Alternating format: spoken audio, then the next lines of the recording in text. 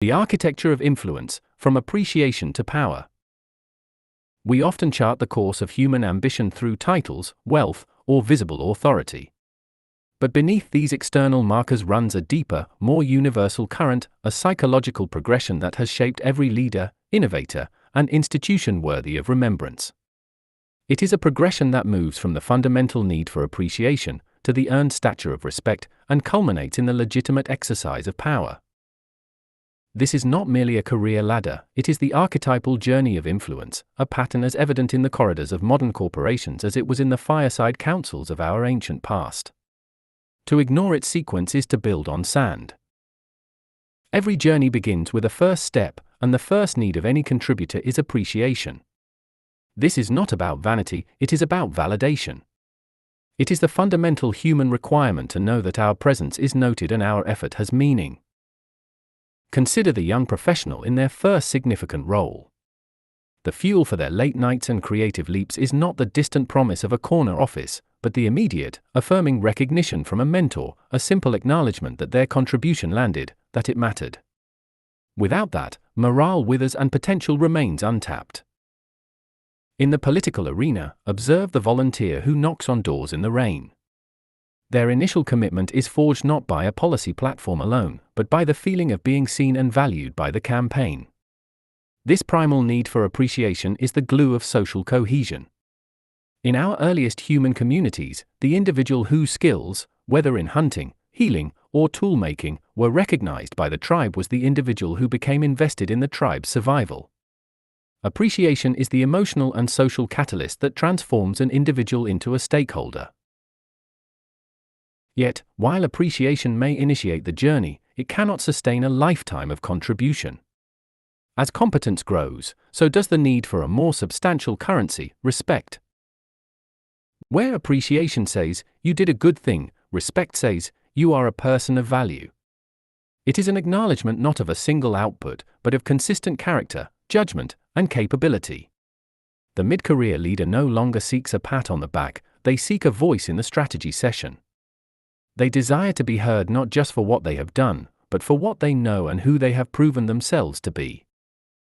In public life, we see this in the figure who transitions from being a popular voice to a trusted one.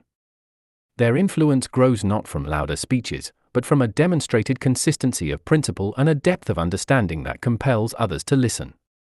They are consulted not out of politeness, but out of genuine regard for their perspective. This is the critical bridge. Respect is the earned authority that separates the transient participant from the enduring institution. It is the social consensus that an individual's insights warrant weight and their integrity is beyond question. And from this foundation of earned respect arises the final, and most perilous, aspiration, power. Not the caricature of domination, but the capacity to shape reality, to steer the course of an organization, a community, or a nation. This is the natural evolution for those who have been validated by appreciation and fortified by respect. In the professional sphere, this is the transition from masterful execution to visionary leadership. It is the move from managing a department to defining the culture and direction of the entire enterprise. In governance, it is the ascent from being an influential legislator to holding the executive authority to set a national agenda.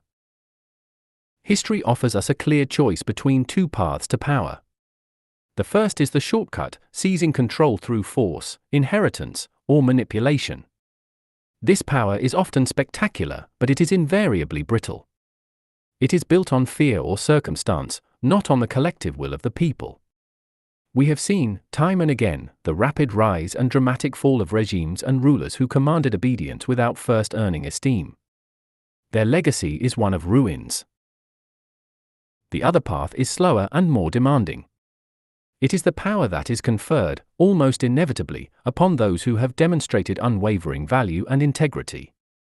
It is the leadership that emerges organically from a group who has collectively concluded, "We trust this person to guide us." This power is resilient. It carries a legitimacy that withstands crisis and inspires genuine followership.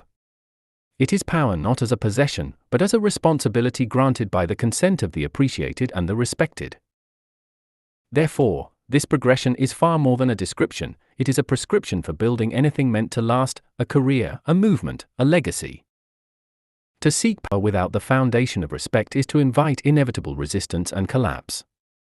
To demand respect without the initial, genuine offering of value that earns appreciation is to be met with silence or disdain. Our task, then, is to honor this natural sequence. We must be generous with authentic appreciation, understanding its role as the root system of all growth. We must be patient in our pursuit of respect, knowing it cannot be claimed, only earned through consistent character and contribution. And we must approach power not as a trophy to be won, but as a stewardship to be granted, the final, sobering responsibility in a lifelong journey of proving one's worth.